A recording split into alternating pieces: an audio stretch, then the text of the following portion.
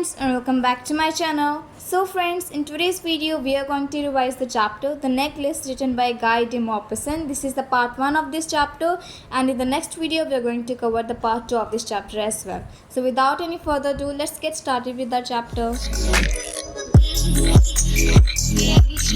So friends, सबसे पहले मैं एक शॉर्ट इंट्रोडक्शन दे देती हूँ इस चैप्टर का, द नेकलेस।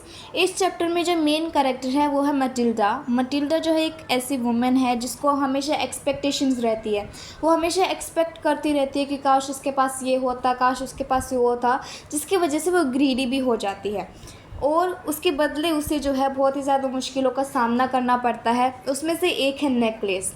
नेकलेस जो है इसी चैप्टर में से पार्ट है जिसकी वजह से जो मटिल्डा है उसको बहुत सारी परेशानियों का सामना करना पड़ता है और तब जाकर उसे समझ में आता है कि उसके पास जो कुछ भी है उसे उसमें ही खुश रहना चाहिए, ज़्यादा एक्सपेक्टेशन नहीं रखनी चाहिए। ऑब्वियसली हमें एक्सपेक्टेशन रखनी चाहिए ताकि हमारे पास गोल हो, हम उसे अचीव कर सकें। लेकिन जो मटिल्डा की एक्सपेक्टेशंस थी वो उसकी रियलिटी से बहुत ही ज़्यादा अलग थी, ना ही वो उस पर वर्क कर रही थी। तो इसी वजह से उसे जो है बहुत सारी मुश्किलों का सामना करना पड़ता है और हमें ये मैसेज मिलता है कि हमारे पास जो भी है हमें उसमें खुश रहना चाहिए। अब हम चैप्टर की रीडिंग से शुरू करते हैं। She was one of those pretty young ladies born as if through an error of destiny into a family of clerks. अब शी यानी कि मटिल्डा जो थी वो दिखने में सुंदर थी, यंग थी और फैमिली ऑफ क्लर्क्स में पैदा हुई थी, यानी कि जिस फैमिली में वो बोर्न हुई थी वहाँ पर सारे जो थे क्लर्क का काम करते थे, ज़्यादा रिच नहीं थे, पुअर फैमिली से वो बिलोंग करती थी। अब पुअर फैमिली से बिलोंग करना यहाँ पर एरर ऑफ डेस्टिनी बताया, यानी कि गलत जगह पर वो जो है बोर्न हो गई थी। ऐसा इसलिए क्यों कहा है, क्योंकि असली में तो वो पुअर फैमिली में बोर्न हुई थी, लेकिन उसकी जो एक्सपेक्टेशंस थी, जो वो चाहती थी, वो उसकी रियलिटी से बहुत ही ज़्यादा अलग थी। वो चाहती थी कि वो रिच हो, उसके पास बहुत सारे पैसे हो, लेकिन ऐसा नहीं था, इसलिए वहाँ पर लिखा गया है error of destiny. She had no dowry, no hopes, no means of becoming known, loved and married by a man either rich or distinguished, and she allowed herself to marry a petty clerk in the office of the Board of Education. She was simple but she was unhappy. अब क्योंकि वो poor family से belong करती थी तो उसके पास इतने ज़्यादा पैसे नहीं थे डोरी में देने के लिए कि वो रिच या फिर डिस्टिंग्विश्ड पर्सन से शादी कर सके। डिस्टिंग्विश्ड यानी कि सक्सेसफुल, जिसे हर कोई जानता हो, तो वो ऐसे पर्सन से शादी करना चाहती थी, लेकिन उसके पास इतने पैसे नहीं थे कि वो रिच पर्सन से शादी कर सके। इसीलिए उसकी शादी किससे हुई, एक और क्लर्क से हो गई। अब दूसरी फैमिली में गई, वहाँ पर भी उसे क्या मिला, क्लर्क मिला। वहाँ पर भी वो ज़्यादा रिच नहीं थी, पुअर फैमिली में ही उसकी जो मैरिज है उसे करा दी गई थी। She was simple but she was unhappy. उसके पास सारी चीज़ें तो थी, घर भी था, खाना भी था खाने के लिए, लेकिन वो उन चीज़ों से कंटेंटमेंट नहीं मिलती थी उसे, यानी कि संतुष्टि नहीं मिलती थी। वो हमेशा एक्सपेक्ट करती रहती थी कि काश उसके पास वो भी चीज़ें होती, वो भी चीज़ें होती, उसका घर अच्छा होता। तो इसकी वजह से वो हमेशा दुखी रहती थी उसके पास जो कुछ भी होता था। She suffered incessantly, feeling herself born for all delicacies and luxuries. वो हमेशा सफ़र करती रहती थी। incessantly यानी कि constantly या फिर continuously, हमेशा सफ़र करती रहती थी। क्यों? क्योंकि वो सोचती थी कि उसके पास बहुत सारी डेलिकेसीज होनी थी, अच्छी अच्छी चीज़ें होनी थी, लग्जरीज यानी कि महंगी महंगी चीज़ें होनी थी, लेकिन उसके पास ये सब नहीं था। She suffered from the poverty of her apartment, the shabby walls and the worn chairs. All these things tortured and angered her. वो सोचती तो बहुत बड़ा थी, लेकिन उसके पास था क्या, वो पुअर्टी से सफ़र कर रही थी, यानी कि वो गरीब थी। उसके अपार्टमेंट अच्छा नहीं था, अपार्टमेंट की वॉल जो थी वो बहुत ही ज़्यादा ख़राब थी, पेंट उतरा हुआ था या फिर उसमें दरारें थी, और सारे जो फर्नीचर था वो भी ज़्यादा अच्छा नहीं था। इसी सारी वजह से वो हमेशा गुस्से में रहती थी, क्योंकि वो चाहती थी बहुत अच्छा कुछ हो उसके पास, लेकिन उसके पास था बहुत गरीब वाली चीज़ें थी सारी। तो इसकी वजह से वो हमेशा गुस्से में रहती थी और टॉर्चर्ड रहती थी। Now when she seated herself for dinner opposite her husband, who uncovered the tureen with a delighted air, saying, "Oh, the good pot pie! I know nothing better than that." She would think of elegant dinners of shining silver. She thought of the exquisite food served in marvelous dishes. She had neither frocks nor jewels, nothing, and she loved only those things. अब जब वो dinner करने बैठती थी अपने husband के पास, तो उसका हस्बैंड ऐसा था जो कि हमेशा उसके पास जो कुछ भी था वो हमेशा उसमें खुश रहता था, लेकिन उसकी वाइफ जो थी वो बिल्कुल उससे अलग थी। तो जब वो डिनर करने बैठते थे और उसका हस्बैंड उसे बताता था कि आज हम ये चीज़ खाने वाले हैं, तो वो हमेशा दुखी हो जाती थी और हमेशा सोचती रहती थी कि काश मुझे ये खाना ना खा के काश मेरे पास एलिगेंट डिनर्स करती, मैं अच्छा डिनर करती, मेरी जो प्लेट्स होती वो सोने या चांदी के बनी हुई होती, जो मार्वलस फूड मुझे सर्व होता, अच्छी अच्छी डिशेज़ मैं खाती। तो इस तरीके से वो सोचती रहती थी। उसके पास कोई भी फ्रॉक्स नहीं थी, ज्वेलरी नहीं थी खुद को सजाने के लिए, लेकिन उसके फिर भी वही चीज़ें पसंद थी जो उसके पास नहीं थी। She had a rich friend, a schoolmate at the convent, who she did not like to visit. She suffered so much when she returned, and she wept for whole days from despair and disappointment. अब उसकी एक rich friend भी थी Matilda की, जो कि उसकी schoolmate थी और हमेशा वो कभी कभी उससे मिलती रहती थी। लेकिन उसके पास जब मटिल्डा जाती थी तो हमेशा दुखी होकर आती थी, क्योंकि उसकी फ्रेंड रिच थी बहुत ज़्यादा, उसके पास बहुत सारा पैसा था, उसके पास लग्जरीज थी, जिसको देखकर मटिल्डा को बहुत ही ज़्यादा बुरा लगता था, क्योंकि मटिल्डा भी चाहती थी कि उसके पास वो सारी चीज़ें हों, लेकिन उसके पास नहीं थी, जिसकी वजह से वो सफ़र करती थी और उसके घर के आने के बाद वो हमेशा रोने लग जाती थी और हमेशा डिसअपॉइंट रहती थी कि काश मेरे पास भी वो चीज़ें होती। Now one evening her husband returned, elated, bearing in his hand a large envelope. अब एक इवनिंग उसका हस्बैंड घर पे लौटता है और बहुत ही ज़्यादा खुश होता है। उसके हाथ में एक लार्ज एनवेलप होता है। एनवेलप यानी कि कोई भी लेटर जिसके अंदर मीन्स कुछ पेज हो, जिस पर कुछ लिखा हुआ हो, तो ये एनवेलप जो है उसके हस्बैंड के हाथ में था। Here he said here is something for you, और वो खुशी खुशी होकर अपनी वाइफ से कहता है कि यहाँ आओ, मेरे पास तुम्हारे लिए कुछ है। She quickly drew out a printed card on which were inscribed these words, the minister of public instruction and madame George Ramponneau asked the honour of M and Mme Loisel's company, Monday evening January 18 at the minister's residence. आज जल्दी से, क्योंकि वो खुश था उसका husband, तो Matilda उसके पास आती है, वो एनवलप लेती है और उसे खोल कर देखती है। उसके अंदर एक प्रिंटेड कार्ड था, एक पेपर था, जिस पर क्या लिखा हुआ था कि मिनिस्ट्री ऑफ पब्लिक इंस्ट्रक्शन। इसका मतलब ये है कि जो मिनिस्टर था वो मटिल्डा और मटिल्डा के हस्बैंड को एक पार्टी में इनवाइट कर रहा था। सो एक पार्टी में उन्हें जाना था। Now, instead of being delighted as her husband had hoped, she threw the invitation spitefully upon the table, murmuring, "What do you suppose I want with that?" अब instead of being delighted, Matilda जो थी इतना बड़ा invitation देखकर खुश नहीं हुई। उसके हस्बैंड ने सोचा कि मटिल्डा जो है वो उसे देखेगी तो बहुत ही ज़्यादा खुश हो जाएगी, क्योंकि वो हमेशा दुखी रहती है, तो आज वो खुश हो जाएगी। लेकिन उस टाइम पे भी वो खुश नहीं हुई। उसने इनविटेशन को फेंक दिया टेबल पर और फिर कहती है कि मैं उससे क्या करूं, मैं इसका क्या कर सकती हूं, मुझे तुम ये मत दिखाओ। फिर उसका हस्बैंड कहता है, but my diary, I thought it would make you happy. You never go out and this is an occasion and a fine one. Everybody wishes and one, and it is very select. Not many are given to employees. You will see the whole official world there. अब उसका जो husband है वो उसे जो है convince करने की कोशिश करता है कि वो इतनी ज़्यादा दुखी क्यों है, उसने उस पर इतना गुस्सा क्यों निकाला है।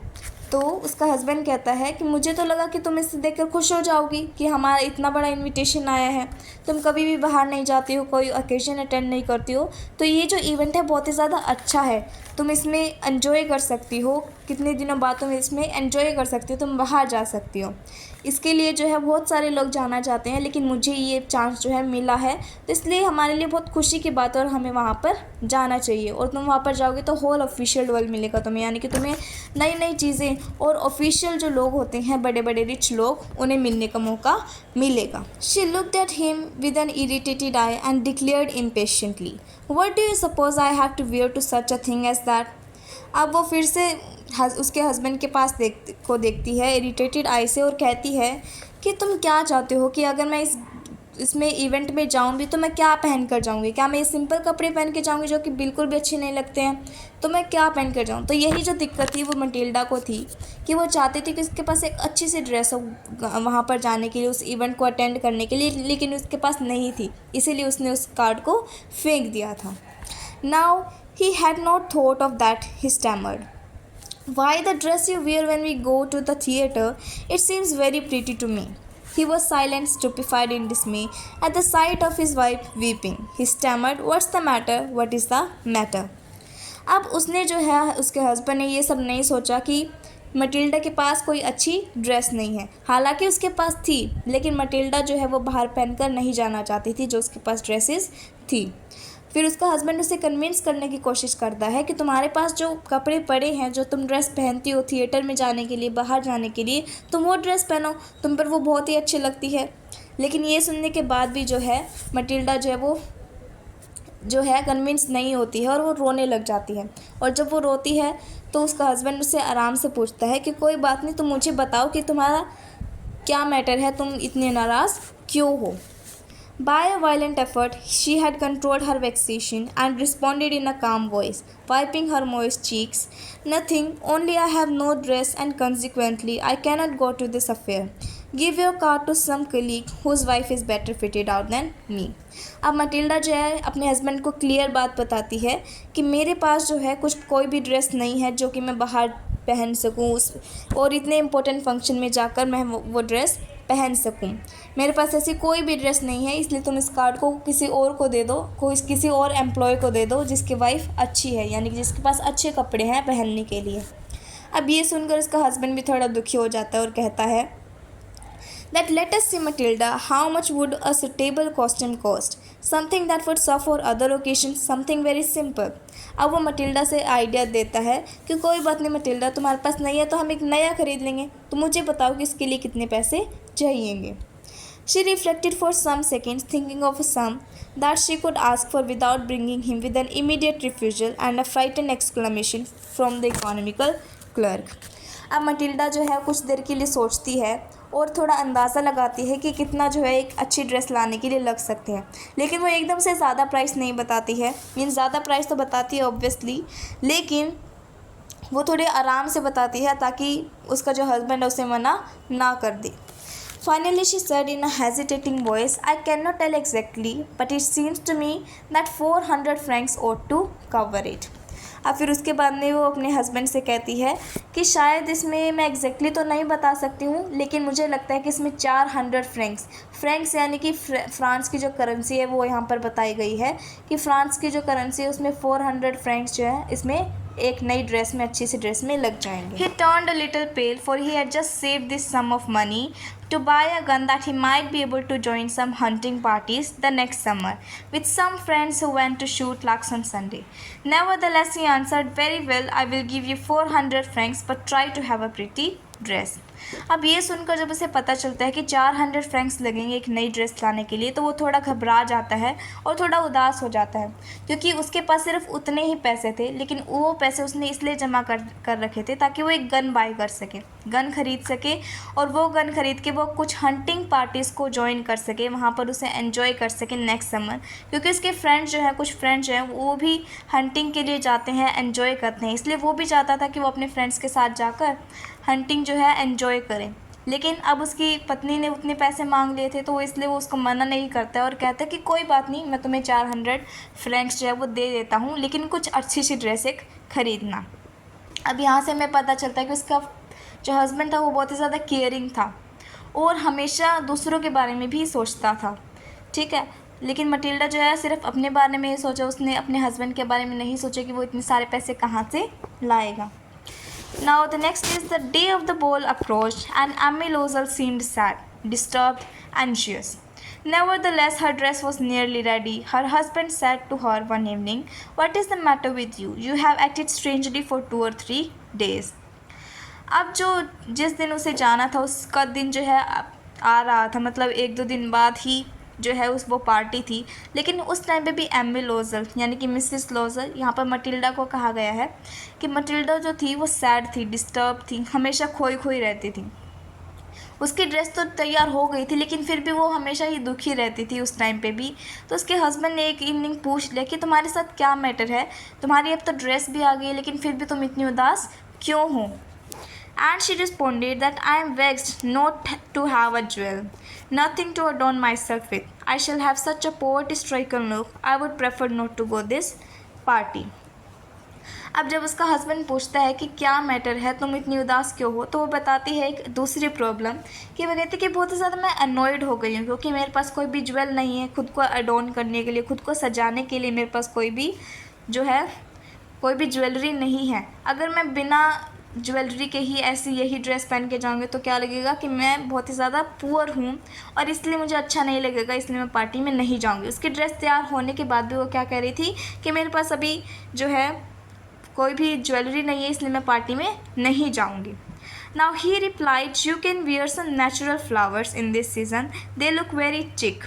अब वो रिप्लाई करता है कि कोई बात नहीं, तुम्हारे पास ज्वेलरी नहीं है तो क्या हुआ, तुम कुछ फ्लावर्स पहन सकती हो, जो फ्लावर्स है उसकी माला बना सकती हो, और इस जो सीज़न चल रहा है जो अभी समर का, वो बहुत ही ज़्यादा स्टाइलिश है, तो इसलिए बहुत ही ज़्यादा अच्छा लगेगा तुम पर ये फ्लावर की माला। She was not convinced. No, she replied. There is nothing more humiliating than to have a shabby ear in the midst of rich women. अब वो इससे भी कन्विंस नहीं होती है, वो कहती है कि नहीं, मैं फूल नहीं पहन कर जाऊँगी, ये बहुत ही ज़्यादा बुरा लगेगा, और अगर मैं इसी तरीके से जाऊँगी फूल पहनकर तो बहुत ही ज़्यादा गरीब लगूँगी मैं, और इससे ज़्यादा ह्यूमिलेटिंग मेरे लिए कुछ भी नहीं हो जाएगा, क्योंकि वहाँ पर सारी रिच वुमेन होगी जिनके पास अच्छी अच्छी ज्वेलरी होगी, और मैं फूल पहन के जाऊँगी तो बहुत ही ज़्यादा गंदी लगूँगी, untidy लगूँगी। Now then her husband cried out, "How stupid we are! Go and find your friend M.A. Forestier and ask her to lend you her jewels." अब उसके हस्बैंड को दोबारा से एक आइडिया आता है कि हम कितने ज़्यादा स्टूपिड हैं, तुम अपनी फ्रेंड के पास जाओ, एम ए फॉरेस्टियर वही फ्रेंड है मटिल्डा की जो कि बहुत ही ज़्यादा रिच है, जिसके पास जो है मटिल्डा कभी कभी जाती रहती है। तो उसका हस्बैंड कहता है कि तुम एम ए फॉरेस्टियर के पास जाओ और उनसे कहो कि कोई ज्वेलरी तुम्हें दे दे, हम उसे बाद में लुटा देंगे। Now she uttered a cry of Joy. It is true, she said, I had not thought of that. अब वो कहते हैं कि ये तो बहुत ही अच्छा आइडिया है, अब मैं उसी के पास जाती हूँ और अब मैं एक जो है ज्वेलरी अच्छी सी लेकर आती हूँ। Now the next day she took herself to her friends house and related her the story of distress. M.A. Forestier went to her closet, took out a large jewel case, bought it, opened it and said, "Choose my dear." अब अगले ही दिन जो है Matilda M.A. Forestier के घर पहुंच जाती है और M.A. फॉरेस्टियर को सारी बात बताती है कि उसे इस तरीके से एक पार्टी में जाना है और उसके पास ड्रेस तो है लेकिन ज्वेलरी नहीं है, तो ये सारी चीज़ें वो M.A. फॉरेस्टियर को बताती है। अब M.A. फॉरेस्टियर बहुत ही ज़्यादा रिच थी तो उनके पास बहुत सारी ज्वेलरीज थी, तो वो अपने क्लोजेट में से एक अच्छा सा डब्बा निकाल कर लाती है जिसके अंदर बहुत ही सारी ज्वेलरीज होती हैं। अब वो उस डब्बे को खोल देती है और मटिल्डा के आगे रख देती है कि अब तुम्हें इसमें से जो भी चूज़ करना है वो तुम ले सकती हो। Now she saw at first some bracelets, then a collar of pearls, then a Venetian cross of gold and jewels of admirable workmanship. She tried the jewels before the glass, hesitated, but could neither decide to take them nor leave them.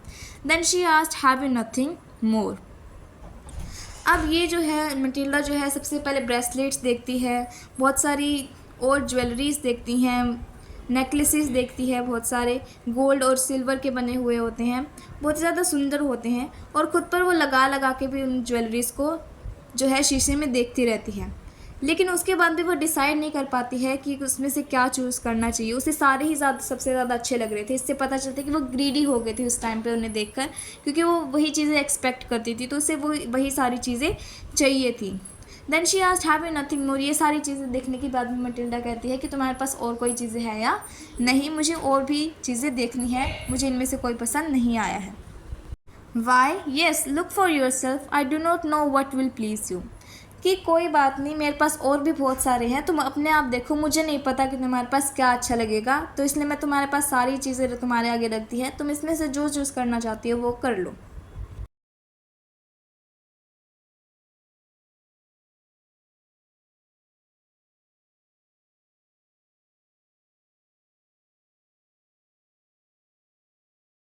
Suddenly she discovered in a black satin box a superb necklace of diamonds.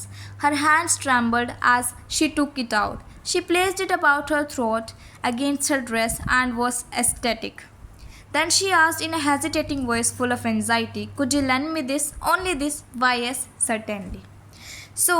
अब उसके बाद Matilda जो है देख रही होती है कि उसमें चूज़ कर रही होती है कि मैं क्या चूज़ करूँ, क्योंकि इसे सारी ही चीज़ें अच्छी लग रही थी। फिर उसकी नज़र एकदम से डायमंड नेकलेस की तरफ पड़ती है। एक जो नेकलेस था वो पूरे डायमंड से बना हुआ था, जिसको देखकर जो है बहुत ही ज़्यादा एक्साइटेड हो गई थी मटिल्डा। अब वो चाहती थी कि वो उसी डायमंड नेकलेस को अपने पास रखे और उस पार्टी में पहन कर जाए। उसने उसे बाहर निकाला और उसके हाथ काँप रहे थे, क्योंकि वो बहुत ही ज़्यादा सुंदर था और बहुत ही ज़्यादा महंगा भी उसे लग रहा था। जब उसने अपने थ्रोट के अगेंस्ट उस नेकलेस को रखा था, वो बहुत ही ज़्यादा खुश हो गई, एस्थेटिक यानी कि एक्सट्रीमली हैप्पी, बहुत ही ज़्यादा खुश हो गई, और उसे पता लग गया कि मुझे वही चाहिए। मटिल्डा पूछती है एमी फोरेस्टियर से कि क्या मैं वो नेकलेस ले सकती हूँ, तो एमी फोरेस्टियर कहती है कि कोई बात नहीं, तुम ले लो और तुम्हारी जब पार्टी ख़त्म हो जाए तो मुझे वो वापस दे देना। ये सुनकर मटिल्डा बहुत ही ज़्यादा खुश हो जाती है क्योंकि उसके फ्रेंड ने उसे बहुत ही ज़्यादा महंगा नेकलेस दिया था और उसे वो गले लगा लेती है और उसके बाद में चली जाती है और अपने घर पर आ जाती है। The day of the ball arrived. Emmy Losel was a great success. She was the prettiest of all, elegant, gracious, smiling and full of joy. All the men noticed her, asked her name and wanted to be presented.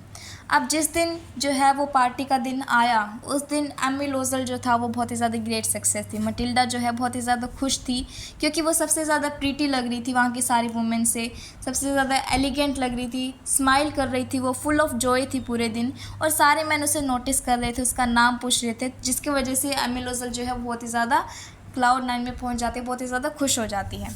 She danced with enthusiasm, intoxicated with pleasure, thinking of nothing but all this admiration. This victory was so complete and sweet to her heart. उसने बहुत ही अच्छे से dance किया, वहाँ पर enjoy किया। सबसे ज़्यादा ज़रूरी बात यही थी कि वो बहुत ही ज़्यादा खुश थी, वो पहली बार बहुत ही ज़्यादा खुश थी, एन्जॉय कर रही थी और अपनी सारी तारीफ़ों से भर गई थी। वो उसे हर कोई उसकी तारीफ़ करे जा रहा था, इसलिए वो बहुत ही ज़्यादा खुश थी।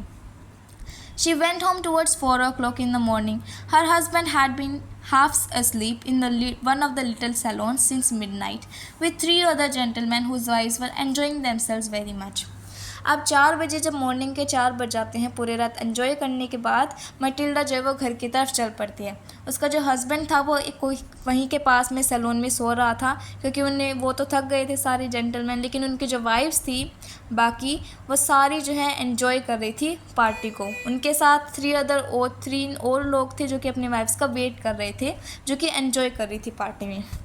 Now he threw around her shoulders the modest wraps that they had carried, whose poverty clashed with the elegance of the ball costume. She wished to hurry away in order to not be noticed by the other women who were wrapping themselves in rich furs. अब जब वो बाहर आती है Matilda, वहाँ से enjoy करने के बाद जब पार्टी ख़त्म हो जाती है तो जो मटिल्डा का हस्बैंड होता है वो उसके ऊपर एक मोडेस्ट रैप यानी कि एक स्कार्फ जो है उसे ओढ़ा देता है, लेकिन मटिल्डा को बहुत ही ज़्यादा पसंद नहीं आता है क्योंकि वो जो था पुराना सा लग रहा था, जिसकी वजह से उसका कॉस्ट्यूम की जो शो थी वो भी बिगड़ रही थी। तो इसलिए वो वहाँ से जल्दी से निकल पड़ने को हो जाती है कि वो वहाँ से जल्दी से निकल पड़े ताकि कोई भी उसे ना देख पाए उसने इतने पुराने फ़र्स को पहन रखा है, क्योंकि बाकी जो वुमेंस थी वो सारी रिच फर्स जो है वो पहन रखा था उन्होंने, इसलिए वो नहीं चाहती थी कि बाकी वुमेंस उसे पुराने से फर में लपेटे हुए दिखे। Now Losel detained her. Wait, said he. I am going to call a cab. कि तुम कहाँ जा रही हो इतनी जल्दी में? कोई बात नहीं, हाँ अभी मैं कैब बुक करता हूँ, हम कैब में चलेंगे। But she would not listen and descended the steps rapidly. लेकिन मटिल्डा ने बिल्कुल भी नहीं सुना, पीछे मुड़कर भी नहीं देखा और वहाँ से चली जाती है और जल्दी जल्दी वहाँ से निकलने को करती है। Now when they were in the street they found no carriage and they began to seek for one, hailing the coachman whom they saw at a distance. अब उसके बाद पहले तो मटिल्डा वहाँ से निकल जाती है, उसका हस्बैंड भी उसके पीछे पीछे चला जाता है, लेकिन उसके बाद जो है उन्हें सफ़र करना पड़ता है क्योंकि वहाँ पर उन्हें कोई भी जो है टैक्सी नहीं मिलती है, कोई भी साधन नहीं मिलता है जिससे वो अपने घर पहुँच पाए। लेकिन आखिरकार उन्हें एक कैरेज मिल जाता है, ओल्ड कैरेज मिल जाता है, जिससे वो जो है अपने घर पे जा सकते हैं। They walked along toward the river, hopeless and shivering. Finally, they found one of those old carriages that one sees in Paris after nightfall. अब उसके बाद वो चलते रहते हैं रिवर के साथ साथ होपलेस, और उन्हें वो ठंड भी लग रही होती है उन्हें उस टाइम पे। और उसके बाद में उन्हें एक ओल्ड कैरेज दिखता है, एक ओल्ड जो है व्हीकल दिखता है जिससे वो अपने घर पहुंच सकते थे। वो जो था पेरिस में ही चलते हैं उस टाइप के व्हीकल्स आफ्टर नाइटफॉल यानी कि 12 बजे के बाद या फिर जब अंधेरा चला जाता है उसके बाद में जब जो साधन होते हैं वो वहाँ पर पेरिस में चल रहे होते हैं तो वो उन्हें मिल जाता है। Then it took them as far as their door and they went wearily up to their apartment. अब वो जो कैरेज है वो उन्हें घर तक उनके छोड़ आता है, उनके डोर तक, और उसके बाद मिसिज़ और मिस्टर लूजल जो है वो अपने घर पे जाते हैं बहुत ही ज़्यादा वियरली, यानी कि बहुत ज़्यादा टायर्ड हो जाते हैं उस टाइम पे। It was all over for her, सब कुछ ख़त्म हो गया था। अब उसकी पार्टी जो है उसने एंजॉय कर ली थी, वो बहुत ही ज़्यादा खुश थी। And on his part he remembered that he would have to be at the office by 10 o'clock। जो मिसेस लोजल थी, मटिल्डा थी, वो खुश हो जाती है। उसके बाद में उसके पति को जो है उस टाइम पे 10 o'clock तक ऑफिस पहुंचना था, इसलिए वो आराम करने के लिए चला जाता है। Now she removed the wraps from her shoulders before the glass for a final view of herself in her glory. Suddenly she uttered a cry, her necklace was not around her neck. उसके बाद में वो अपने scarf को हटाती है और अपने shoulders से हटा देती है और फिर से अपने पूरे व्यू को, फाइनल व्यू को देखती है, जो कि उसने, जिस व्यू की वजह से उसने इतना ज़्यादा एन्जॉय किया था। उस ड्रेस को अपनी जो है पहने हुए खुद को शीशे में देखने लग जाती है। लेकिन सडनली जब वो देखती है तो वो एकदम से चिल्ला उठती है, क्योंकि उसका जो नेकलेस था उसके नेक के अराउंड नहीं था। तो इसी तरीके से जो है नेकलेस उसके लिए एक प्रॉब्लम बन जाता है। और वो जो नेकलेस था ज़्यादा पैसे का भी नहीं था, लेकिन फिर भी उसे बहुत ज़्यादा मेहनत और परेशानियों का सामना करना पड़ता है। तो फ्रेंड्स, आज हम यहीं तक करेंगे और आगे का chapter we are going to cover in the next part. So thank you for watching till here. Don't forget to like, share and subscribe to my channel.